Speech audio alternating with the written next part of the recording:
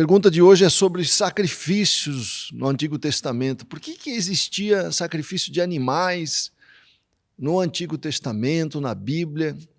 Essa é uma pergunta que nós fazemos porque nós somos pessoas do mundo moderno, né?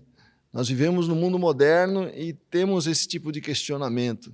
Por que eu digo isso? Porque se você parar para pensar, se você for fazer uma pesquisa, né, todas as culturas que rodeavam Israel no Antigo Testamento faziam sacrifícios. Ninguém ia perguntar por que é que vocês fazem sacrifícios de animais, porque todos faziam. Os babilônios faziam, os cananitas faziam, os egípcios faziam, os assírios faziam, né?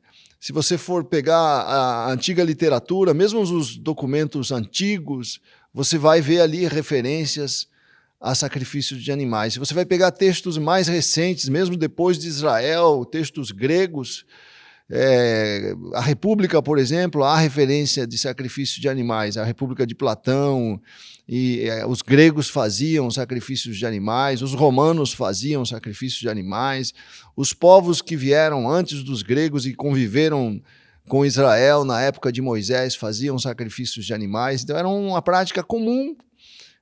Ninguém perguntaria, né, naquele mundo por que vocês fazem sacrifícios de animais, porque era uma prática comum naquele tempo. A pergunta que talvez pudesse ser feita naquele tempo, com qual objetivo ou com qual sentido vocês fazem sacrifícios de animais? Porque o sentido com que Israel fazia sacrifício de animais era um sentido completamente diferente dos outros povos, porque os outros povos tinham medo dos seus deuses, né? E os sacrifícios eram uma maneira de tentar apaziguar um Deus caprichoso, isso nos povos pagãos, né? Os povos pagãos sacrificavam até seres humanos, até crianças, né, aos seus deuses, isso inclusive aqui na América do Sul, né, os povos maias, os incas, praticavam sacrifício de crianças como uma forma de tentar obter o favor dos seus deuses que eram bárbaros, que eram caprichosos, que eram deuses que precisavam de sangue para serem apaziguados, né?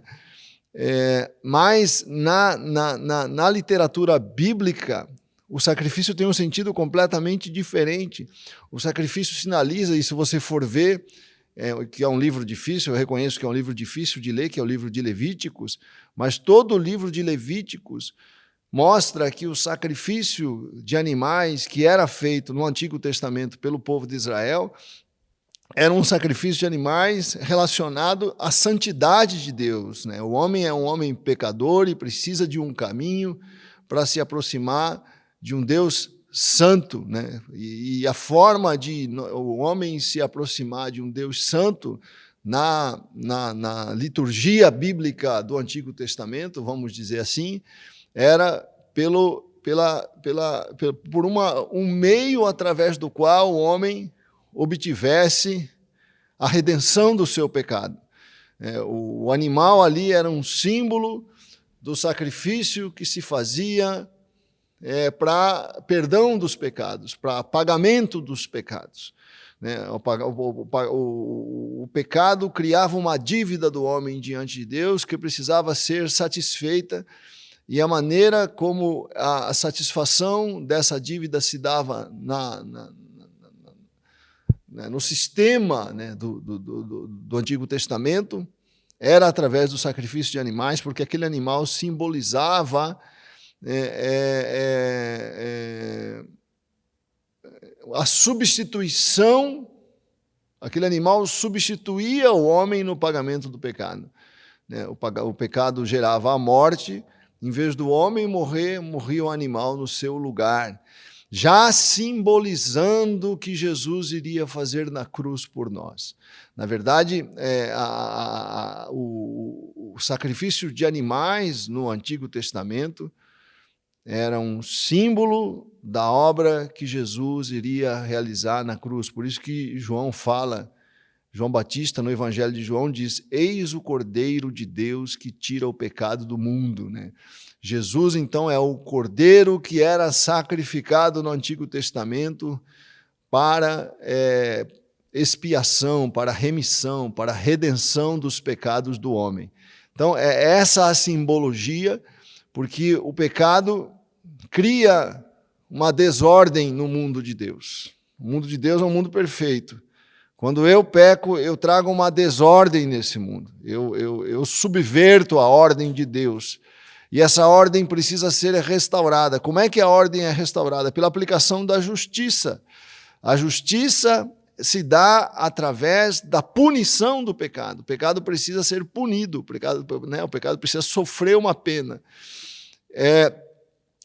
E Deus tinha esse dilema, né? Deus queria aplicar Deus como justo, como juiz justo, para restaurar a ordem que foi quebrantada com o pecado precisava ser punido.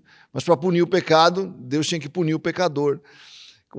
E a maneira como Deus conseguiu punir o pecado e livrar o pecador foi punindo um animal, né? Quer dizer, isso no sistema do Antigo Testamento. O animal, por isso que quando o ofertante, se você for ler lá no livro de Levíticos, quando o ofertante ia apresentar o animal para ser sacrificado, ele colocava a mão na cabeça do animal. Esse ato de colocar a mão na cabeça do animal simboliza que o pecador está se identificando com o sacrifício. É um ato de identificação, né? O pecador o animal é punido como se o pecador estivesse sendo punido, em substituição ao pecador, né? E isso simboliza o sacrifício de Jesus na cruz. Ele foi punido em meu lugar, né? A Bíblia fala isso várias vezes. Em Hebreus 10, vou ler um texto aqui. Em Hebreus 10, a partir do verso 1, diz assim: a lei traz apenas uma sombra, quer dizer que aqueles sacrifícios são uma sombra do que ia acontecer, né? Apenas uma sombra dos benefícios que hão de vir, e não a realidade deles. Não é a realidade dos sacrifícios, né? Não é a realidade, aquele sacrifício não é a realidade, mas é uma sombra do que Jesus iria fazer na cruz, né? Por isso a lei nunca consegue, mediante aqueles sacrifícios repetidos ano após ano, aperfeiçoar os que se aproximam para adorar. Se aqueles sacrifícios, né, se pudesse fazê-lo, não deixariam de ser oferecidos, pois os adoradores, tendo sido purificados uma vez por todas, não mais se sentiriam culpados de seus pecados. Contudo, esses sacrifícios são uma recordação anual dos pecados, pois é impossível que os sangues dos animais tire pecados, diz Hebreus 10, de 1 a 4, né?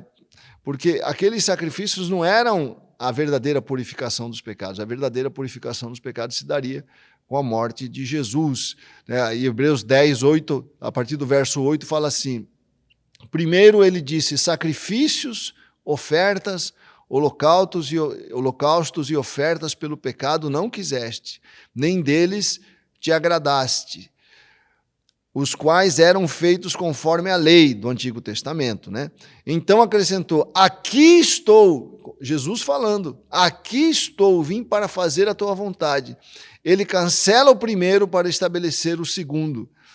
Pelo cumprimento dessa vontade, fomos santificados por meio do sacrifício do corpo de Jesus Cristo, oferecido uma vez por todas. Quer dizer, Jesus é o verdadeiro sacrifício. Então, voltando aqui rapidamente para a gente terminar, nós estamos no mundo moderno, mas este mundo é moderno por causa da fé cristã. Porque antes da fé cristã, todas as religiões praticavam o sacrifício. É a fé cristã que dá uma justificação racional para o sacrifício e acaba com eles, né? O cristianismo é a primeira fé que diz assim, não são mais necessários os sacrifícios, porque o sacrifício perfeito já foi realizado na cruz por Jesus. E isso implica a abolição, o fim de todos os sacrifícios de animais que eram apenas símbolo daquele. Na verdade, você não vê mais sacrifícios de animais, embora algumas religiões ainda pratiquem sacrifícios de animais, mas o mundo moderno não vê mais sacrifícios de animais por causa causa da fé cristã, por causa do sacrifício de Jesus, que por ser o sacrifício perfeito, pôs fim a todos os sacrifícios de animais que existiam na ordem do Antigo Testamento. Pense e creia.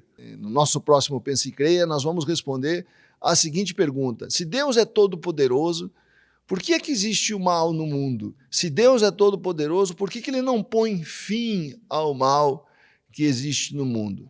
Vamos trazer a resposta no nosso...